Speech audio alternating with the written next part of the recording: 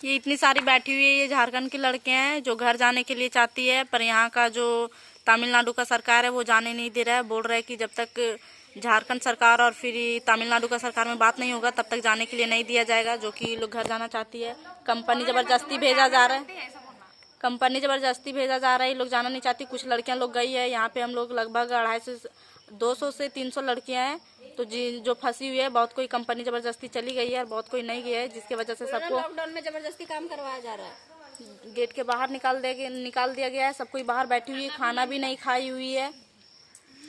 बोलो आगे तुम। खाना भी नहीं मिला है। हम लोग घर जाएंगे जब तक झारखंड सरकार और यहाँ का सरकार में बात नहीं होगा तब तक खाना भी नहीं खाएंगे। यहाँ के सर लोग बोले मर जाएंगे लेकिन खाना नहीं खाएंगे। सरकार से बात नहीं होगा तो नहीं जाने के लिए दिया जाएगा। इसलिए हम लोग की सरकार से अनुरोध है कि कुछ हम लोग के लिए करे। झारखंड का सरकार ये लोग घर जाना चाहती है। और कोई प्रॉब्लम है आप लोग का? नहीं, हम लोग घर जाएंगे। प्रॉब्लम बहुत है घर से। जितना से जितना हो सके इस वीडियो को शेयर कीजिए। लड़की लोग मर जाएगी बोलो।